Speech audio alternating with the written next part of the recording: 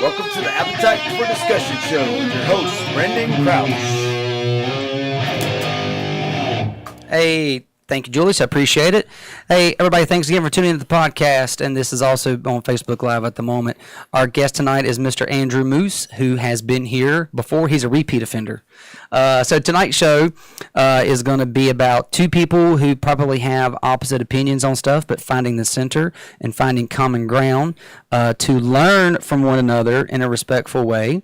And just, talk about some hot topics and questions. So we may be having some questions or comments fed to us from the audience, and I hope there is some audience participation.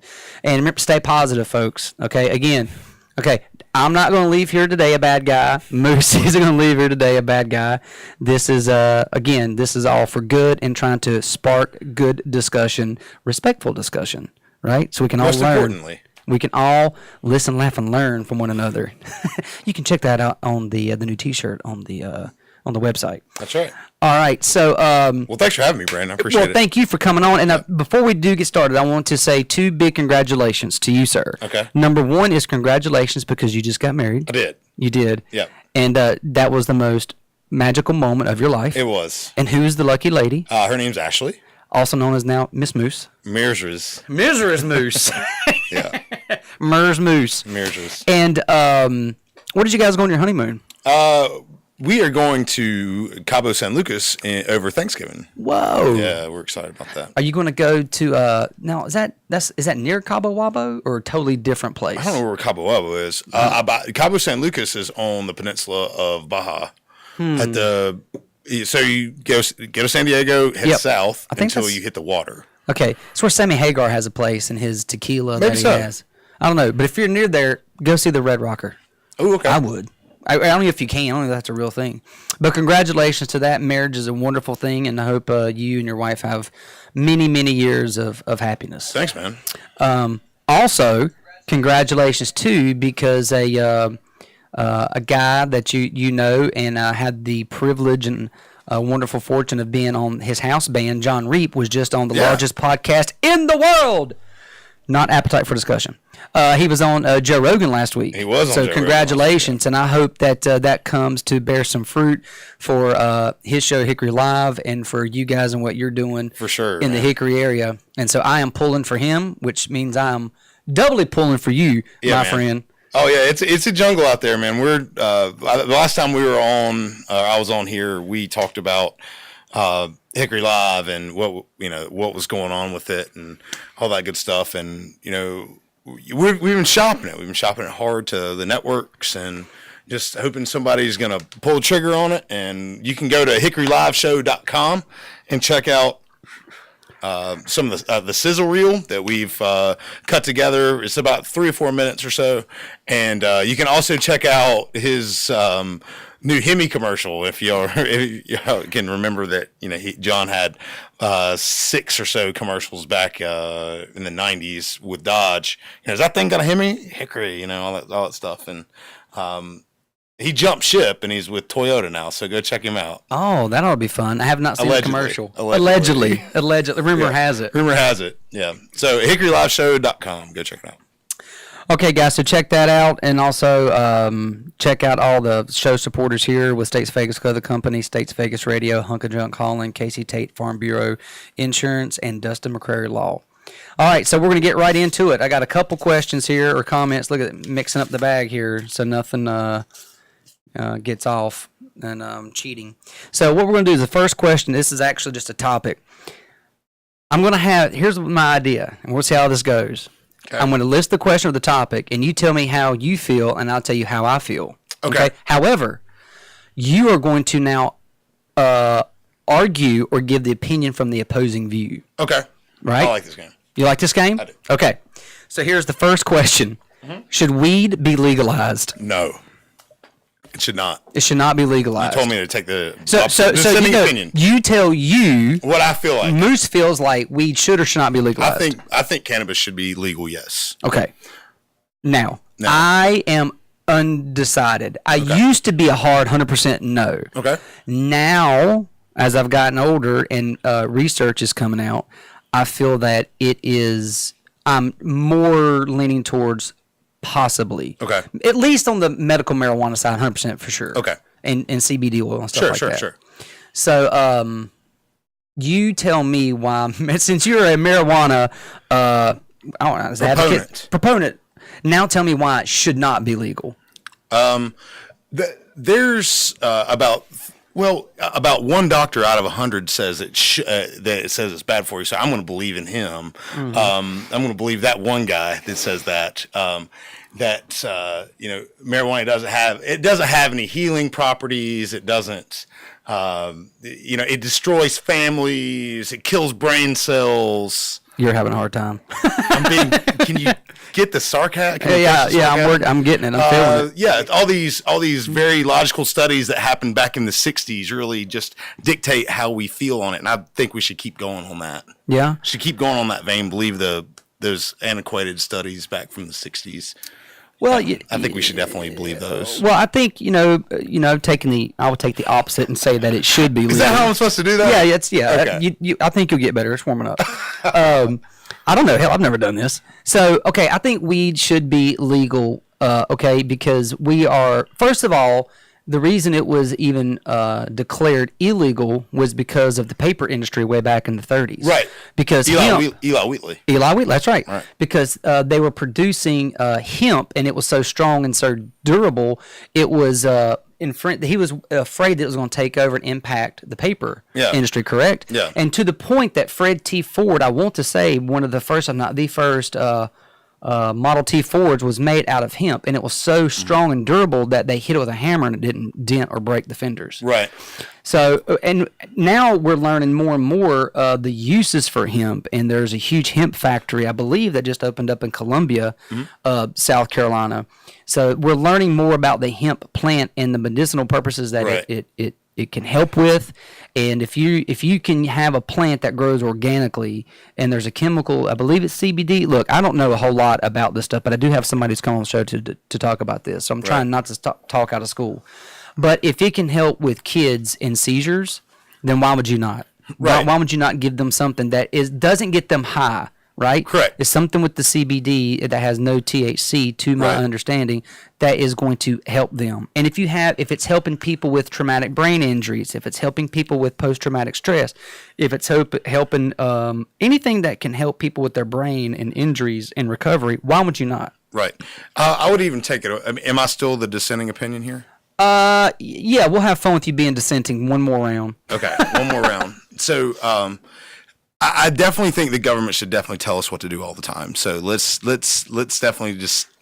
Brandon, I'm terrible at this You're not, well, maybe this topic is just too tough. It is. It hits close to home. I have folks in my family that worked in the cannabis industry. Did you really? Yeah, my wife. My wife's. It's odd to say that. Yeah, it is. Right? It is. That's the first time. Maybe the first time I've said that. Maybe I don't know. Maybe the second. History. Right. So my brother-in-law Austin worked out in Oregon. Worked for a company out there. Is now currently working for a CBD shop out in Hudson. So the plant the CBD for medicinal purposes, industrial hemp. It's legal in all 50 states now.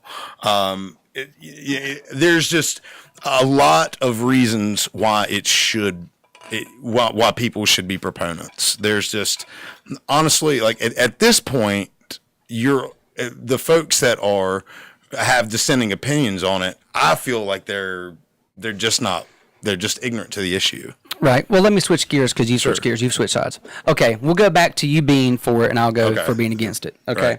Right. So I hear what you're saying, and I think you are right, but new research is coming out that is in favor of all the positive impacts that it have. How do you feel about people using the old cliche that it's a gateway drug? Well, I don't want to do the whataboutisms. I don't want to say, well, what about alcohol or what about your prescription drugs or whatever. Well, there's something has to be the first to everything, right? Yeah, right. I think alcohol is more of a gateway drug than cannabis, number one. But I can see how people can make that argument. Yeah. How cannabis is a gateway drug because, honestly, every heavy drug user that I personally know probably tried cannabis before. Or cannabis, if they, let's say they came off, and some, not me personally, but my family, people who got clean and sober, I always knew it was secular. Right. They started smoking weed. Right. And then they're sneaking, now they're drinking beer. Now they're smoking weed, drinking beer, and now they're on a coke crack bender. Sure. But that's not everybody. You can't blanket. It is not everybody. And, I think there's a lot of folks that are, and I think it reverts back to even this argument is that, is addiction a disease or is it a choice? Mm-hmm. And I, for one, think it's a choice. But I'm also on the other. I also have a lot of strong opinions why I think it's a disease too. Yep. I think it starts as a choice and it turns into a disease.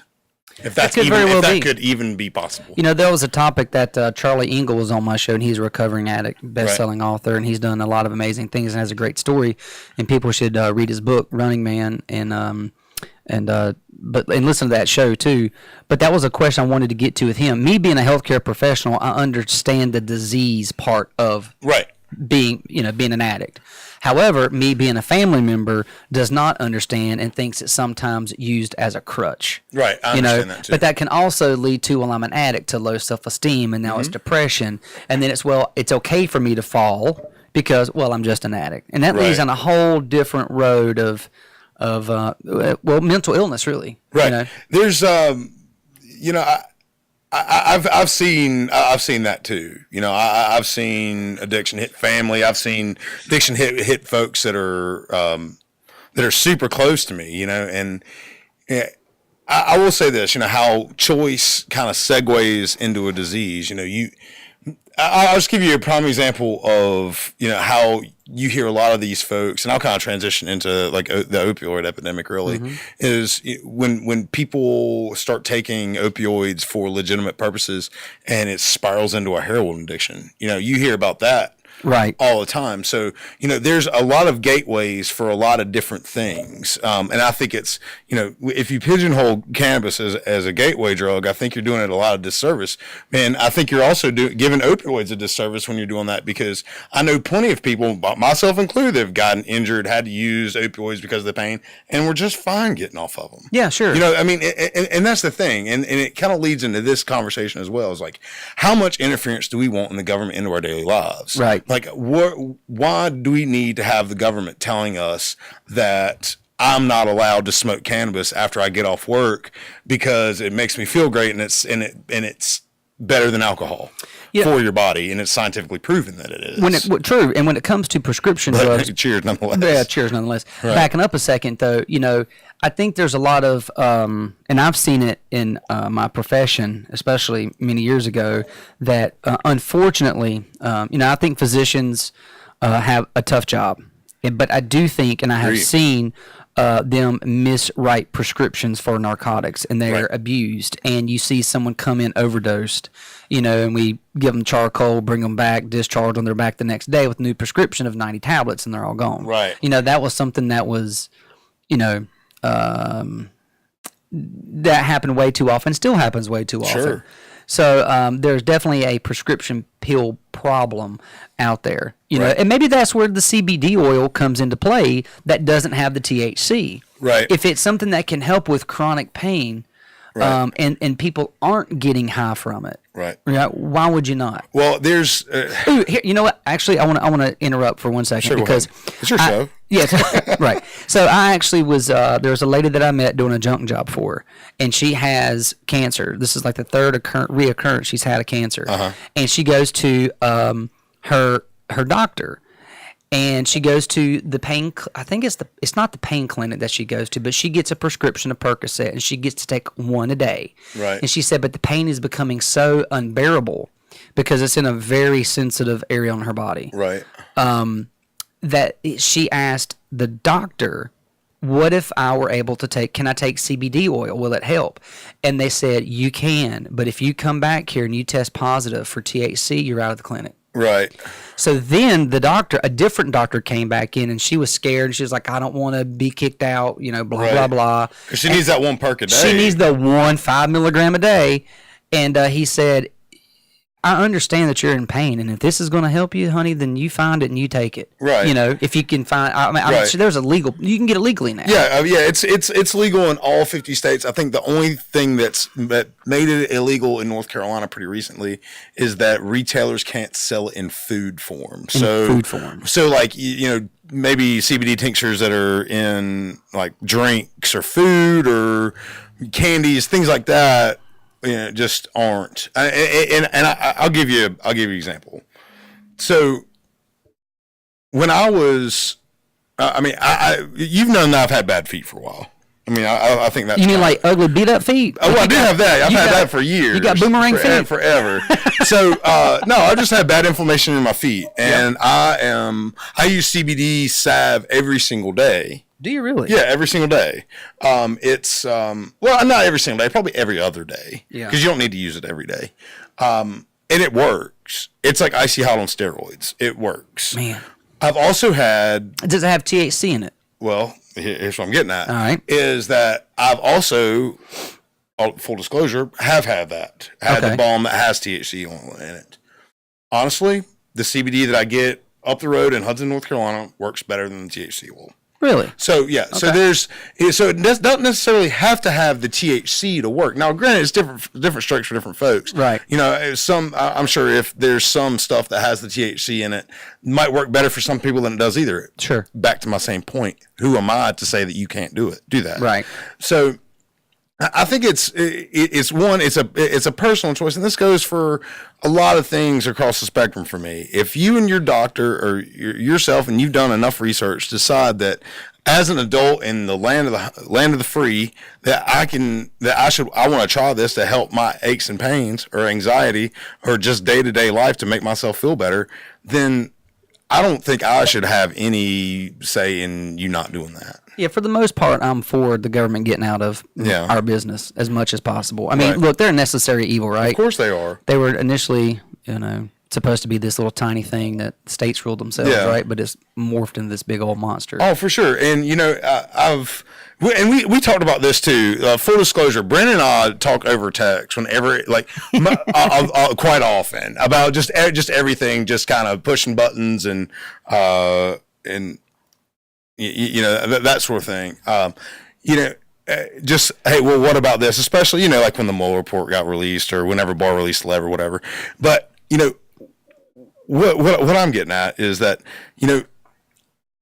there's this ache in me that says, I believe a lot in what like people like Andrew Yang say, and people that are way smarter than this conversation will ever probably get to, that the government does have the potential for doing big and great things and have in different countries, and that, but I think we're too busy worried about stupid social issues that divide us than to worry about basically what could further us and progress us as a country into being the greatest country on earth again. And I will say this, I think there's a guy that said, make America great again one time or another. Yeah. I think that we've always been great, but I think we can be the greatest if we use our resources. That's fair. Right. And one of our resources is the government. And I kind of want to throw this back to you because we both talked about this, about watching the Andrew Yang podcast on Rogan. Yep. And one of Andrew Yang, by the way, AndrewYang.com, #Yang. So it's funny you say that because universal income is one of the topics. Okay, great. We can just segue right into that, man. You did it, man. Yeah. So, and everybody listening in, if you got a question or a topic or anything, and I didn't know that, by the way. No, Moose doesn't know any of these. Well, and I don't. I wrote them down because I had them. But if you got a question, if there's a topic you want to talk about, throw it out there and we'll try to get to it. Okay. Okay. All right. So universal income, Andrew Yang. Yeah. So let's start this. First of all, great name. It is great. It is a great name. What's it called? Yang Train? No. Yang Gang. Yang Gang. #Yang Gang. So for those of you who don't know, he's running for president, and he's running on the Democratic ticket. Yeah, he's on the Democrat ticket. Okay. But in his big platform is universal income, giving every American. Well, first of all, let me start with every American $1,000 a month. Yeah, universal basic income, right. UBI. Right. Yeah. So, and I'm going to get into some of the intricacies of that because it is kind of complicated. It's really complicated. Because, well, first of all, are you for it or are you against it? I'm for it. You're for it. Right. And can I tell you want me to tell you why? Yeah, you can tell me why. Okay, so first of all, just a little back, just basically the Cliff's Notes version of UBI. Universal basic income will eliminate welfare. It'll eliminate a lot of government subsidies, and it will, what else does it get? It gets rid of welfare. It gets rid of food stamps. It gets rid of some sort of, like, basically a lot of the Medicaid things. Okay, so basically what Andrew Yang is saying is that if we put $1,000 in every man and woman over the age of 18's pocket every single month, it will have ripple and residual effects across the economy that will basically create this utopian society. And that's blowing way out of proportion. But, if you look further into it, the folks that make, let's say, under $40,000 a year, if you give those folks $1,000 a month, they're not saving it. They're not putting in stock. They're not doing, they're not doing any trading. They're not, they're not, what they're doing? They're not saving it. They're putting it directly back into the income, into the economy. So you have this residual effect of, they're buying groceries, they're fixing their car, or they're doing, this, that, and everything that is just, putting the money back into the economy. And, like, if you guys think it's crazy, Alaska's already doing it. They've been doing it for 37 years. Right. With pretty good results. So it's just cold as whiz. Don't move to Alaska. but they did it because of they're taking away their natural resource of oil. So right. Yeah. They're basically like reinvesting in that community because they're taking so many of the resources away from them. So, I'm going to go on the side of I'm not for it. Okay. When I first listened to it and I first found out, I thought this guy's completely, bonkers. Right. This makes no sense. Right. Okay. But then I was like, all right, I'm going to try to be an open mind. Sure. I'm going to try to listen to it. And there is a part of it that I'm not agreeing with it completely. Okay. Yeah. But I can understand the thought and where it's coming from. Right. Because artificial intelligence is coming and it's going to wipe out. Last day that Obama was in office, there was this little snippet that came out that said, oh, by the way, guys, 25% of the labor force is going to be unemployed because of AI in like 2030. Yeah, automation's coming. Get ready. Peace. We're out. Yeah. But at any rate, so I'm going to argue against it. Okay. So number one, if you have artificial intelligence, and again, I am kind of on the fence about it. I'm open to it, but I'm listening. Right.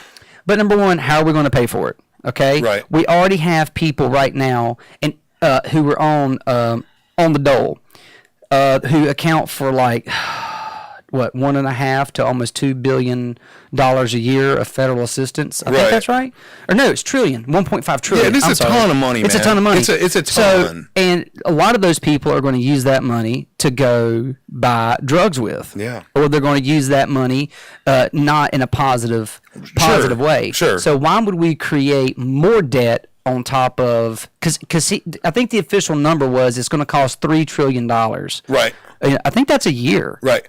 Okay. So to at least provide that. Now I understand too. The caveat to that is if you get government assistance and you make $1,500 off the government, in food stamps or something, you're going to keep doing that. You get nothing.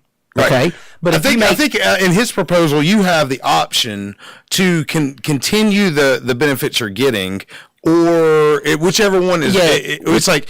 No one's going to take less. Right. No. But if you only make 700, you get 300 to make 1,000. Right. Right. You don't get 1,000 on top of your 7. And basically, this is again the Cliff Notes version of this. If you want to read about all of his policies, he just actually today, I believe, released like his list of policies, and it is extensive. Like nobody wants to talk about policy. Dude talks about policy. Yeah.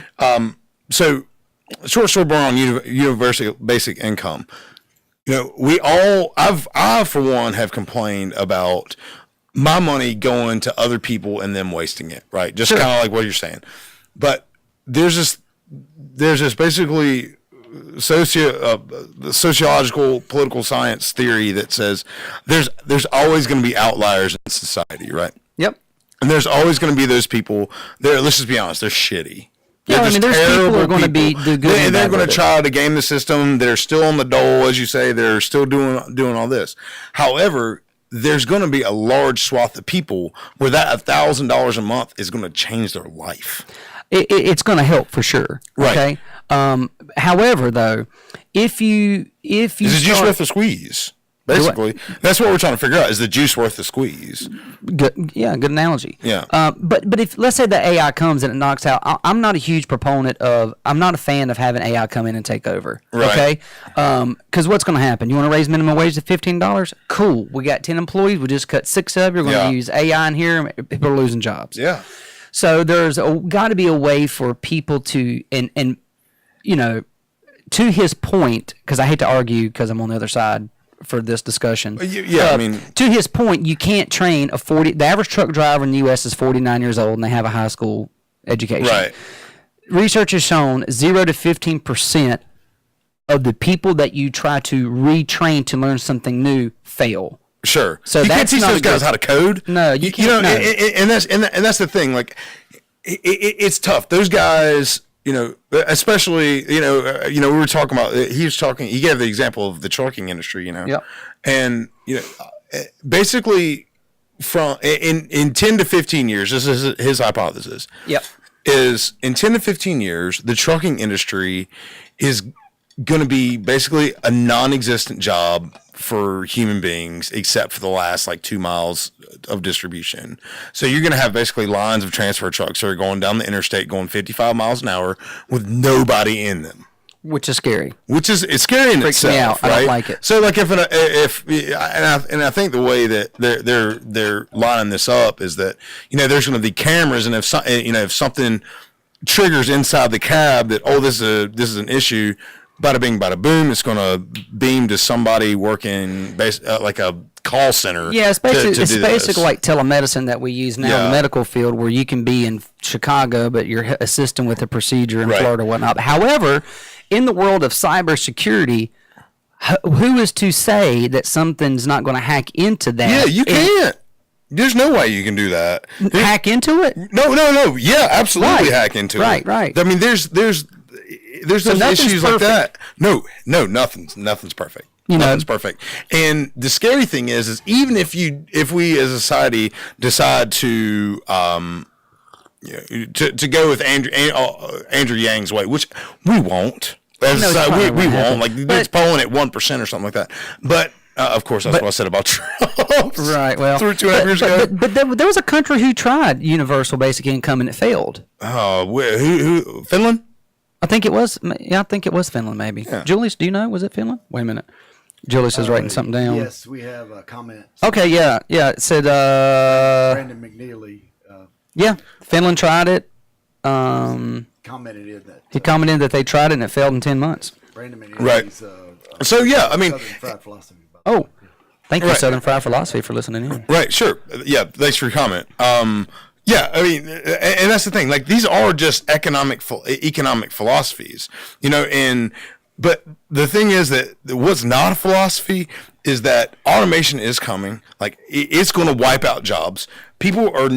I mean, do you want people to be destitute? Like, and that's the point. Like, are we going to continue on this perpetual, you know, just. So here's the thing. Here's the point that I agreed with him on. Yeah. Whether we like it or not, AI's coming, and it's going to get a lot of people out of the workforce. Yeah, okay. ton. So what I like about I agree with him, is we better start thinking crisis management versus crisis prevention. Right. So we need to figure out how to have some common ground, so we can prepare, instead of when it gets here and 3 million truck drivers lose their job and we go, oh crap, now what are we going to do? Now what? So what if there was a way for them to, because I think a truck driver can only, and they have to have the real log, and then there's their fake log, right, of what they can drive. Yeah, if they get pulled like over. you have to take certain like hour 8 hour breaks break or something like that. So what if they drove the 8 hours and then the AI took over? What if they drove their maximum amount and then they went to the cab and slept, and then the AI drove the rest? Sense.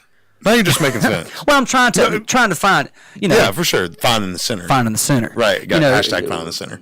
I like it. Yeah, We're gonna use it. All right. Would that work? I think it would work. Yeah, I mean, and that's the thing. Like, it's just all it's going to take is a conversation. And I think a lot of us, again, trying to find the center, is that there's so many folks that are on that.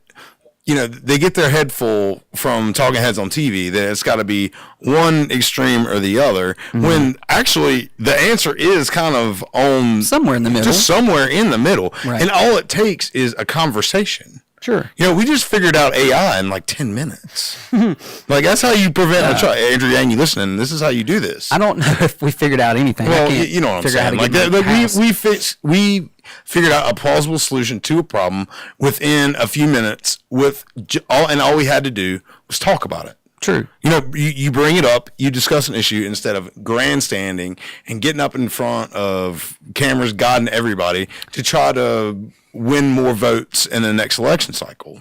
What about win the news day? What if here's another question. If you decreased your human employment with artificial employment, for each artificial employee you had to pay a higher tax. Yeah, absolutely. And I think that's probably what it's going to come down to. You're going to have so many people that are, and so many business owners that are going to have to come to a real hard decision. It's profits over people. And I think that's what, like, the medical field and the insurance field is like, that reckoning is going to come real soon. And, and they're going to have to, and it almost weaves into patriotism, man. It's like what's the best for our country? Is it like the end all be all for the longest time has been money? Mm-hmm. Sure. You being in the healthcare field, you see it every day, how, the waste, the administration waste, and how insurance companies manipulate cost and drug prices. Numbers game. Yeah, it absolutely is a numbers game. So we the people are going to have to either, one, rise up to this, or we're going to have to rely on our, elected officials to figure it out for us. Which is scary. It's one of the two. Right. And so when you say how do we, and again, guys, we're having a respectful discussion here on Facebook Live. So if you have a question or a comment or topic, throw it out there and we'll try to get to it. So how do you rise up against the healthcare industry? Like, what would that look like? You vote for you vote for folks that are actively campaigning against it. Yeah. And and it goes, and here it goes again, like Medicare for All, is that on one of your notes? It is actually not. Okay, so Medicare for All is in this election cycle conversation as well. Yeah. And that's basically going to eliminate the private insurance company, except for probably some supplemental insurance of some kind. Like like Part D stuff. Yeah. What are you going to do with all those people in the insurance business that are going to be out of jobs? No, it's the same thing. Sure. And all these basically progressive ideas that are coming down the pipe are going to have some sort of human consequence. Mm-hmm. Well, I know. So and it's just a matter of how do we deal with that as a society? Is it the government's role or is it private sector's role? Because honestly, the public sector doesn't do a good enough job, but the private sector doesn't either. Right. So how would we pay for healthcare for all? It's taxes. So it's taxes. Everything's taxes. Yeah, of course. And it's like this. It's like you said with the insurance game. It's numbers game. So instead of paying premiums and deductibles out of pocket, you're paying the governments for it instead. It's really that simple. But how do people who what is the average income in the U.S. somewhere around 38 to 42,000? How do they pay more? How do they pay more? Yeah. No, I think it's tiered still. I think it's based on income. It's based on that. But of course, I'm not the one figuring this out. Right. Well, none of us are. Yeah. I mean, none of us peons are figuring it out. So I think it's based on if it was up to me, I would have almost like a tiered system where it's like basically up to 100,000. People that make over 100,000 to 250,000 and 250,000 plus, and it's got to be affordable because I personally believe healthcare is a right and not a privilege. I think that and correct me if I'm wrong. Of course, I'm preaching to the choir here because you're our medical professional, but if I'm not going to treat, doctors and nurses and, and healthcare professionals across the board, their first duty is do no harm. And they're not going to, and when they have to treat somebody because of income, I think that becomes some sort of conflict, like maybe an inner conflict, unless you're just out for the money to begin however, with, right? for most people, when they go to, say, emergency departments, you don't get turned away, right? Insurance or not, right? Especially if you have what they public call hospitals, right? If they're private hospitals, well, it depends what your complaint right? is. If you come in and say, I'm having chest pain, you're not getting turned away, right? No matter where you are, right, because no one is going to take on the lawsuit of you dying of a heart attack in the lobby or in the parking lot. So do you think, while you're talking about lawsuits, do you think that's a large problem of in itself, is the way that doctors are treated and the way and how with the ease that they can be sued, yes, and all that? So like if you go into a Medicare for all plan, attorneys have dictated how physicians treat patients. Okay, so yes. Let me ask this: so if Medicare for all, if that were to be implemented, and I were the one writing the law, the first thing that I would write in that legislation is doctors cannot be sued and unless it's like gross negligence, and there's like basically a benchmark for that, because for a reason that that medicine and the cost of medicine are so high is because of these administrative costs and insurance costs to doctors and this and everything to cover malpractice suits and all this, right? Right. So if they're shielded from that, would that be just another bullet point or a checkbox for it?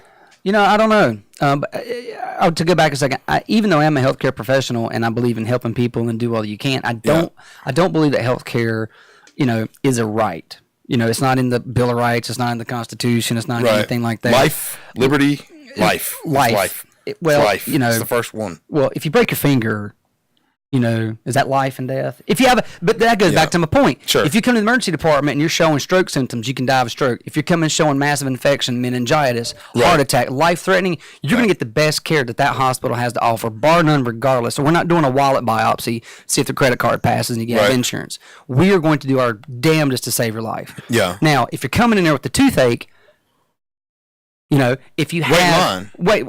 But however, when you have health care for all, the emergency department is going to be it's also already used as a primary care physician's office in the first place. Yeah. And I will tell you this. Which is like just crazy. That's when you have 6-hour waits. Right. Even in our little homes. But if you go down the street, you can ask them, why don't you just go down to the street to urgent care? There's no wait. Because I have to pay a copay there. They want their $70 up front. Right. And they will tell you, I don't have to pay you. Because where are you going to send the bill? They're going to give you a bogus address, or they're going to say, can you pay Or they're just not going to pay it. They're not going to pay it. And what's the repercussion? There is none. Right. So, however, physicians now, let's say that you are a person who came in with a legitimate complaint. You're given a survey. Okay. Like, you came in because you broke your ankle. Okay. Fine, we'll give you that one. Okay, you broke your ankle. Mm-hmm. However, let's say that we took care of you, gave your medications, put a splint on it, got you follow-up care. Yeah. You ran out the door for 30 minutes. But you wanted a pack of crackers. We didn't give it to you because not sure if you're going to have to go to surgery or not. Yeah. You write a complaint. Yeah. And the doctor gets a low score. Yeah, well, fuck that guy. Well, fair, should be, but there's repercussions because of the complaint. Right. Okay. So then, with all that, and it kind of all falls into the bureaucratic waste of our current system. It's just, those outliers of our society, and this is the second time I've referenced that. Hopefully we can get rid of all that somehow, some way. And there's just if you have that system where, for instance, and it's not going to be overnight that this system is going to get better. I mean, it might take a generation. Yeah. But if you have, let's say, if you implement Moose's Medicare for All system, hashtag Moose's Medicare for All system, when everybody, along with whatever they're paying according to their bracket, is able to get that preventive care, if they're able to get this, that, and thing, maybe it catches some of those, administrative, like basically suck holes. So you get folks that don't come into a preventive care doctor for years and years and years because they can't afford it, right? Yep. Then all of a sudden they're like, oh man, like the pain's unbearable, or I'm just like not feeling good. I gotta go to the emergency room. Boom, you have some sort of infection, this and everything. Extended hospital stay, it costs hundreds of thousands of dollars, right? And nobody pays it. And then that money is just basically distributed among you and I when we go to the hospital. Yep. We have to recoup those costs, right? So I think down the line, if you know, after a while, if these people are start to say, hey, you know, I can go into the doctor once a year for my yearly physical at absolutely zero cost, and you know, the doctor runs my blood and this, that, and everything, and maybe they catch that, or they catch the cancer or something like that. It's super early, and it saves all this money. So, and then that's exponential. That's a reverberation all the way across the board. So, like, if that's just one person saving like $1 million on a healthcare bill because of preventive medicine, then I think it's worth it for I think what you're saying is best case scenario. However, I will tell you exactly how this is going to work. Okay. Doctors, right now, you have the doctor's office. They're trying to see 30, 40, 50, 60 patients a day. You know, you got 7 to 10 minutes with your patient. Right. Guess what? They get Medicare for all. Everyone is paying the same amount. Guess what the doc's going to see? He's going to see 15 to 20, because what's going to happen is the government's going to say, here's the number that you have to see today. Right. And once they meet that number, they're done. Yeah. So you got a line around the block. Sorry, guys. Right. Clinic's done. Okay, so just like in Canada. So I know a lot of docs in Canada. I've worked with a lot of patients up in Canada. Right. Everyone, you know, Canada has healthcare for all. Right. Well, guess what they say? If you want to go get your ACL repaired, or if, let's say, you want to go have a prostatectomy, you may have to wait 6 to 9 months. Right. So they'll come down to the U.S. and they'll have it done in 2 weeks. And right. And they'll even, or in Canada, if you want to pay out of pocket, you can have it done next week. Right. Not a problem. Okay, so like, so even though this falls in every system, but by the way, there are only 30 million people up there. Right. We have 330 million here. 600. No, only 330 million. Okay. You know, so no, we don't have. What's 600? I don't know. It doesn't matter. It doesn't matter. But yeah, I feel like you said 330 a couple times today. There's 330,000. But yes, so some statistics I've seen is 300 million. Some I've seen is 320, and then I've seen 330. So. Right. Okay. And so what I'm saying, Brandon, is like, I know that we're not going to be able to flip a switch and make it better overnight. Like I realize that you and I and Julius probably won't actually see the repercussions or benefits of any of this. Right. Like, it might take an entire generation for us to figure this thing out. Mm-hmm. I just know, just looking at the numbers, looking at the system now, it's just not sustainable. Right. So, like, there's got to be a way where, again, reaching for the center, where if you want to be able to stay in a private system, maybe it's a Medicare for all who want it. And that's Pete Buttigieg. I think he's coining that. You know, maybe it is. Good for you for even pronouncing the name right. Yeah, Pete Buttigieg. It's our next president. You should know who it is. Not a chance. Not a chance. Luckily, he's only polling at 1%. Yeah, right on. So, I think that, you know, he might be onto something too, where, you know, if you want the public option, you can take that option, and it will, you know, and maybe like it'll be almost like a beta test for it. Well, another thing you have to think about too, consideration is, you know, last time, it's been a while since I've read this, but med school applications are down. So if you throw let's just go with an easy number. Let's go with 200 million. Let's 200 million Americans. Oh, I mean, we can go 330. Whatever. College. And you dump all you dump all of them onto the healthcare system. There's a shortage of nurses right now in the country. Right. And med school applications, I believe, are down. Okay. Who's going to take care of them? Who's going to see them? Okay. So here's also good question. You want the second bullet point in the part Moose, D. The part D, the Moose Medicare for all option is that in your tax dollars, you're also publicly funding medical school for anybody who's qualified to do it. I believe Venezuela tried this and did this, and what they did, if I may have the country wrong, but basically the country said, hey, you go to med school.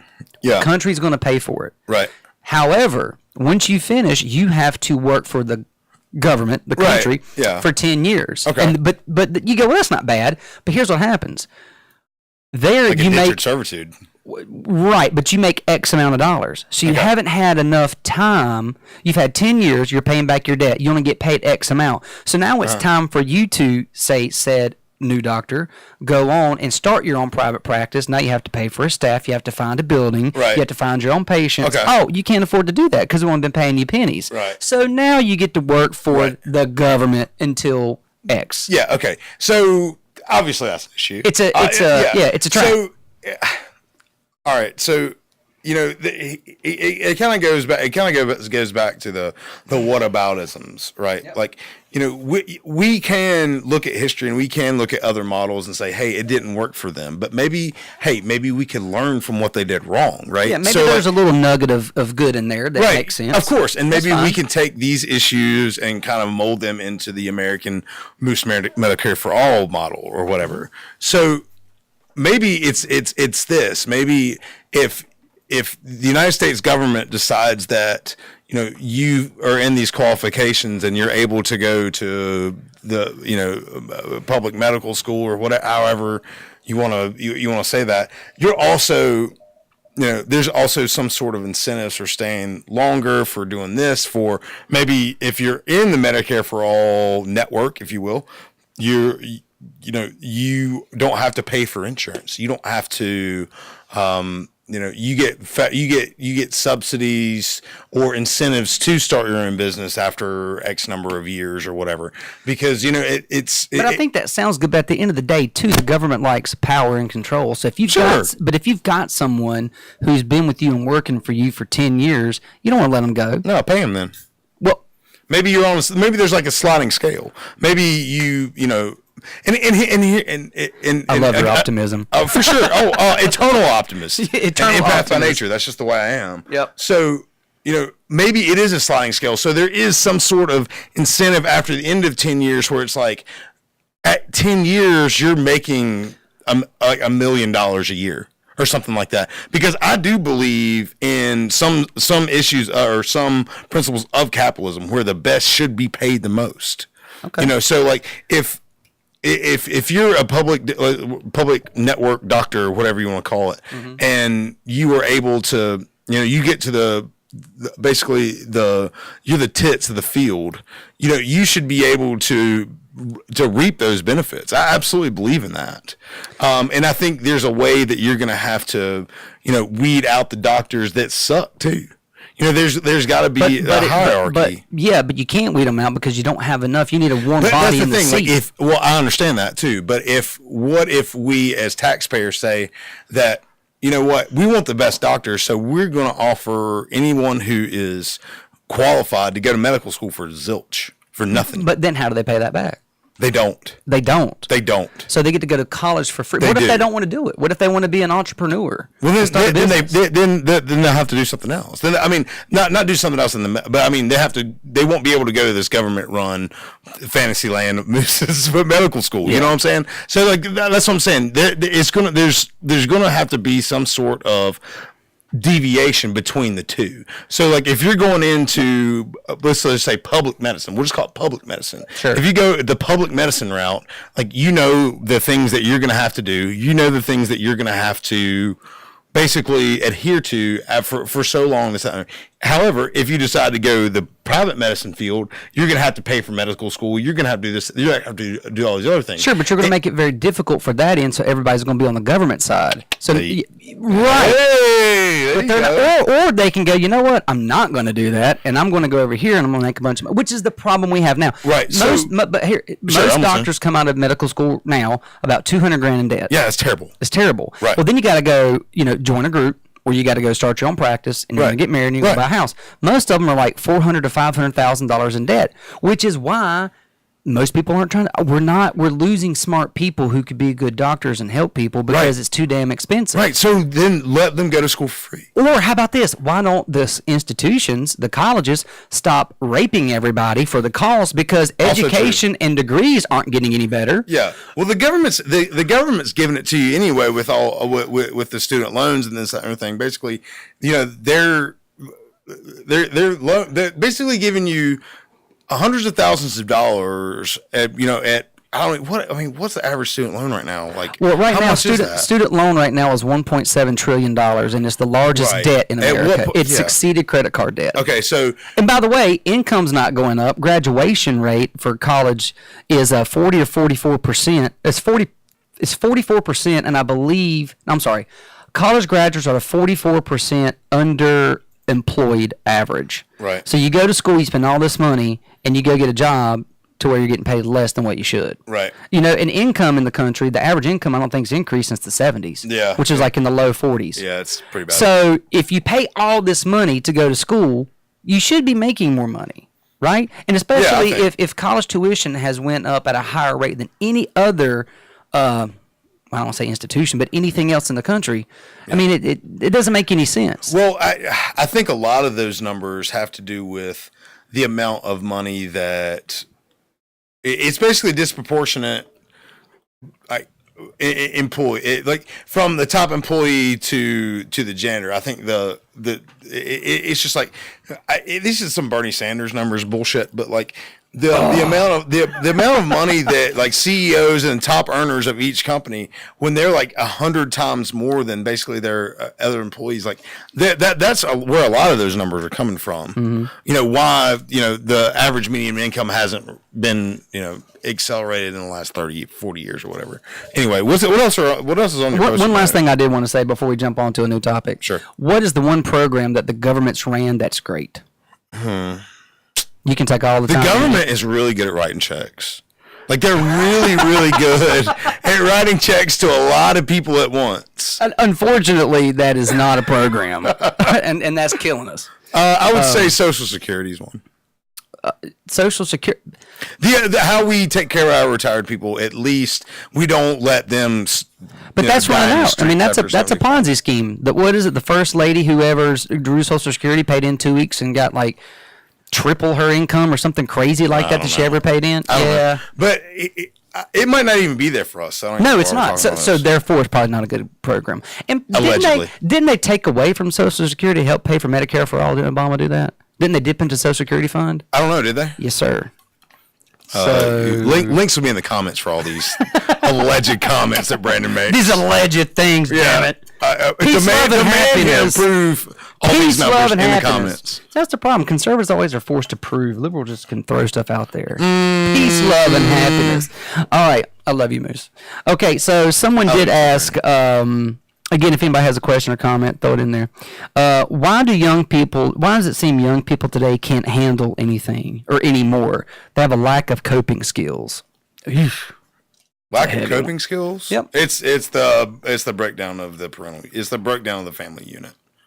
And that's a lot. I'm going to have to agree. What's that? I can't disagree there. Right. No, I mean it's the mother father breakdown. And it's kids aren't getting what they need at home. They're not getting the life skills they need at home. I don't have kids. I can't speak eloquently on the subject because I do not have children. However, I am around children a lot through different interactions that I have. I just know that a lot of kids. There's a lot of good kids out there.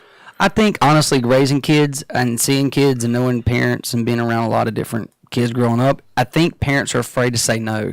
It's a lot easier My parents said no all the time. Yeah, because you know why? There was discipline, and you listened to them, and you respected your parents. Yeah. And if you cried, so what? You know what? I'll outlast you. Well, what was the shift?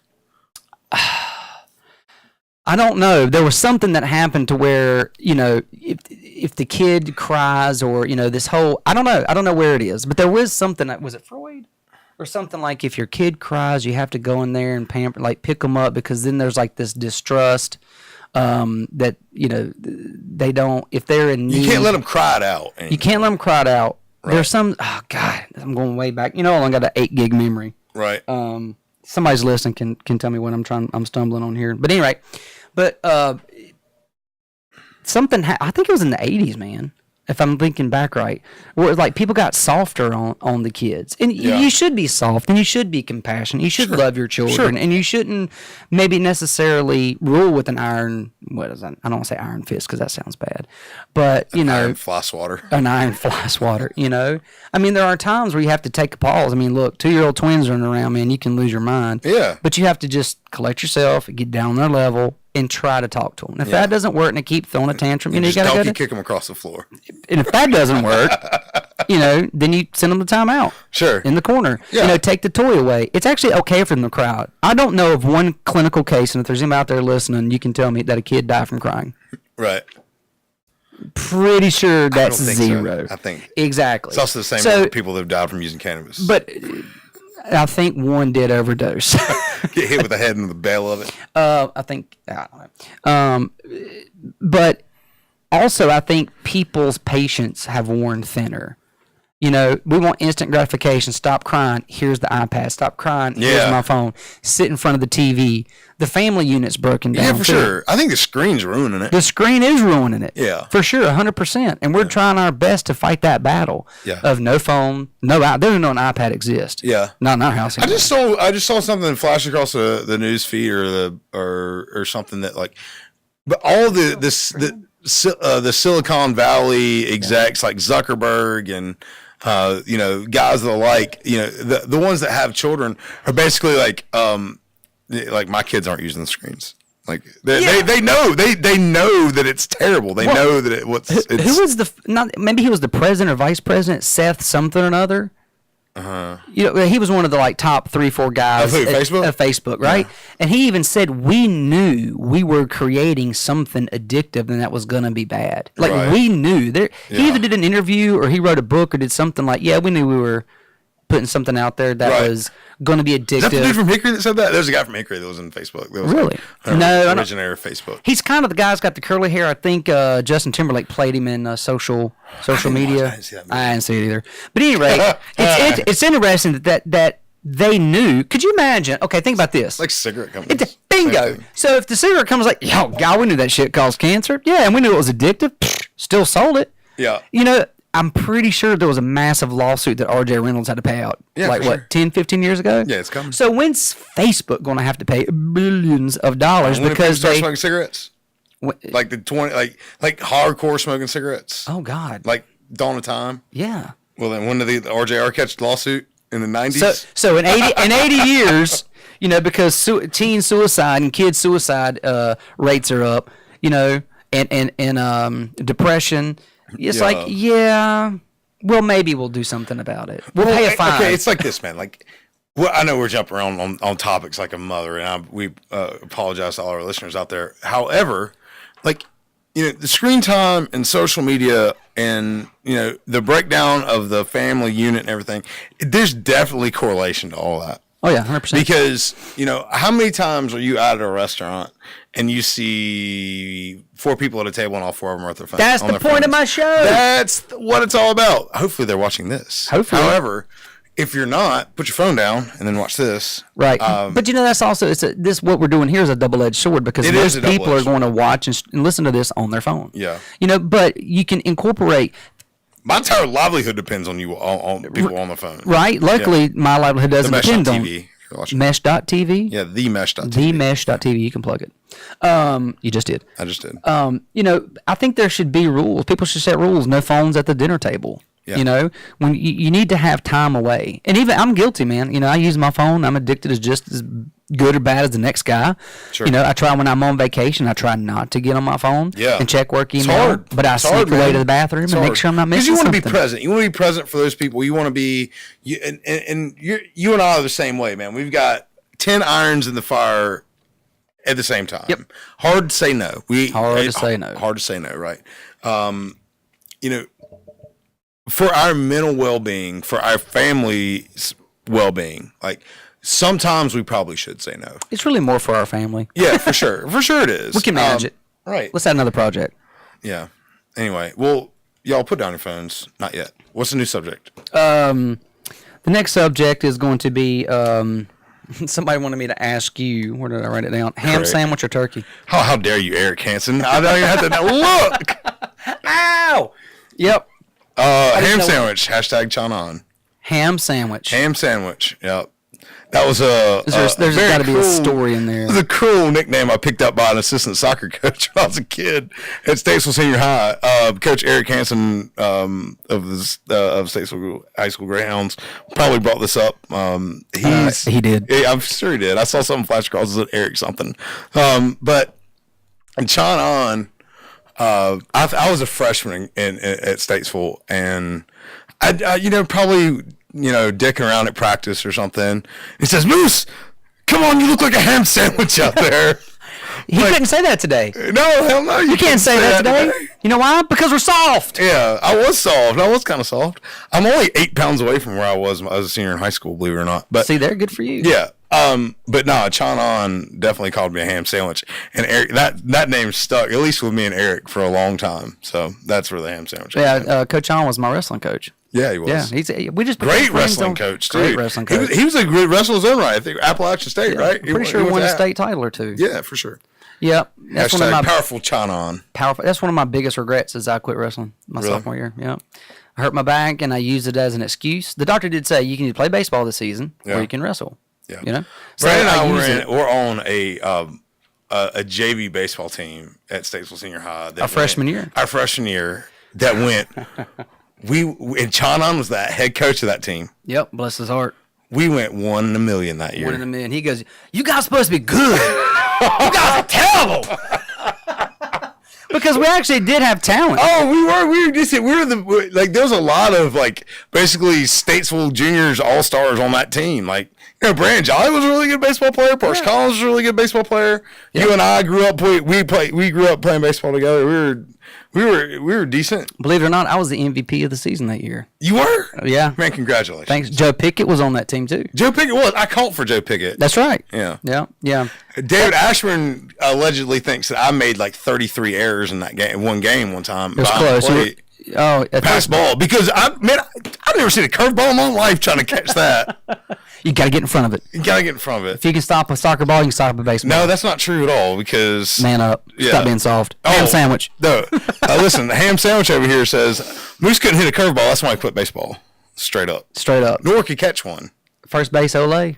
I did play first base. That thing's not curving when it gets to you. I was pretty good at that. All right. Last question. Actually, I think this is going to be the last one. Should prostitution be legal? Talk about breaking down the family unit, right? Yep. It should be legal, yeah. No, I mean, it goes back to the same things that we were talking about.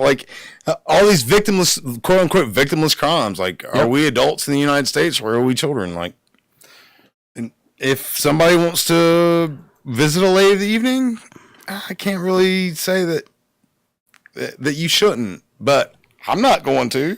Yeah, I'm not going to. I just, personally, I'm not going to. But, however, because I don't want to, or I think it's morally repulsive, or, I look down on these folks, I am still believe in the freedom dynamic, man. So let me ask you this. what's up? Speaking of if a female, or let's say a lady wants to do that, and she Okay. wants to get paid, Yeah. should the government be able to tell her no? No, they shouldn't be able to tell her no. Right. So No. It works both ways. I mean, prostitution, males or females, across the board. Man, do you really feel like there's a lot of dudes out there getting paid? There are. I mean, But the ratio's got to be like 1,000,000 to 1. I mean, I haven't looked into those statistics recently, but I Can't just be. don't think there's many gigolos out there. No. I mean, I haven't seen any Indeed posts for gigolos lately. No. You know? I think if you want to make prostitution legal, you do it. You just tax it. You tax it like maybe you do marijuana. Start Yeah, there. absolutely. Tax it high. Yeah, but By the way, honey, legalizing, I'm not for it. Okay. legalizing tax all You know the way what? across the board. But I will say this: if the government can't tell a lady what she can do with her body in one arena, then Yeah. they shouldn't be allowed to tell her what she can do with another. Absolutely. You know, and this one, by the way, she actually makes money off of. That's right. You know, right. but for the record, I'm against it. Yeah, honey, I don't want to go see hookers. Not It's bad for happening. you. One last question though, and this was from my sweet wife. She was like, "Why do guys send dick pics? Are you for the dick pic or against the Never dick pic?" sent a dick pic in my life. No. No. Good answer. I don't want my dick on the internet. Kidding me? No, that's just. Just bad idea. Like y'all, just don't do that. Like So- that. Like you don't think like people think that you can erase it. You can always go back and find it on the internet. Yeah. The internet is forever. Don't do that. So did you know right now there's a company, I can't remember the name of it, but I just learned this today actually. So there is a company, and for $15,000, they make an incision, I believe it's just above the pubic bone on a man. And they take the penis and they push it inside, right? Like you do your sock, like inside out. You go in and they take this. Makes my butt hurt. What are you talking about? So, Get to your point. okay, and there's this silicone mold, like a cylinder. Okay. And they cut it in half. All right, so it fillets open like so. Yeah. Well, then they wrap it around the penis, and then they put this medical mesh around it and sew it together, and then they push it back through the sock. So what it does is it adds girth to the penis. Okay. I mean, how small does your penis have to be for you to be like, you know what, I'm gonna spend $15,000 and have some silicone mesh? And I don't know. Just go buy a Corvette or something. But I mean, Probably less painful. It is how painful would that be? It sucks. As someone who's had a testicle ripped out of their body, like it's not fun to have incisions down there. But you know, medicine and what we can do and what people will pay to have done is insane. Yeah, you know what? If you got the cash to get yourself a dick enlargement surgery, then But here's the deal. if you and your partner or you and whatever decide that that's what you want to do, man, go ahead. But man, that's gonna hurt. I mean, I get it, but here's the deal. Like, what if the surgery goes wrong and you had a perfectly smaller unit that functioned, and now you go with this larger unit that's dead? Yeah. Well, that's kind of defeats the purpose because there has to be a. Or you could be Unsullied # Game of Thrones. You can if something goes wrong, all of a sudden they have to, I don't know, cut it all off. Ugh. Or something. You don't want to if do something that. goes wrong. Yeah. You do know if they cut it off, they actually have to reroute your urethra, and they put it in between your your butt, in between your butt and your balls, right there in the taint. So you have to sit down. Because it taints your butthole and taints your balls. That's It's right. taint. But that's where they put the new rerouted urethra. Nobody wants Oh that. man, how do you use the urinal? You got to hike that leg up like. No, you go sit down. Man, God Almighty, this podcast just went crazy. All right. Well, we've learned a lot. So I think I'm glad we're going you- to wrap this I'm glad thing you up. said The Facebook Live thing dropped out, but No, that's fine. again, real quick, you want to plug Groverfest? Anything Sure, you got yeah. coming up? Groverfest 13 coming up in Union Grove, North Carolina, June 14th through the 16th this year, 2019. State Birds, Town Mountain, Jerry Garcia Band cover band. By the way, great. A bunch of really good bands were coming. A bunch of funk bands from Asheville, a bunch of bluegrass bands, jam bands. Music starts at lunchtime. It goes till 3 a.m. So come, bring your partying shoes. It's going to be a really good time. And thank you guys again for tuning in. You can check out the new Appetite for Discussion shirts on the website, which is in all the links, and stickers. Also, thank you to States Vegas Radio. Thank you for States Vegas Clothing Company providing me with all my swag this year. And you can check those guys out on Facebook. Thank you to Hunk of Junk Calling. One call removes it all. Also, thank you to Dustin McCrary Law at McCraryLaw.com. I got you on retainer, Heavy D. I called it before Ashley does. I got you on retainer. Hopefully that's never going to happen. It but won't. odds are not in your favor. Coin flip. If it does, Heavy D, I'm calling you. And to Kasey Tate at Farm Bureau Insurance, you can reach out to him at 704-903-2029. Thanks, everybody. This is totally different than what we normally do. Hopefully this will help you guys find the center and realize that we can all have a cordial conversation about differences of opinion, find some common ground. Thanks, Moose, for coming on. Hopefully you, none of buddy. us will Thank get roasted too bad for this. I'm sorry your back hurts so bad. Oh, man, that's jacked up. All right, guys, appreciate it. Take care. We'll see you next time. Bye. Oh. That was a good one. I don't know if it was or not, but we'll see.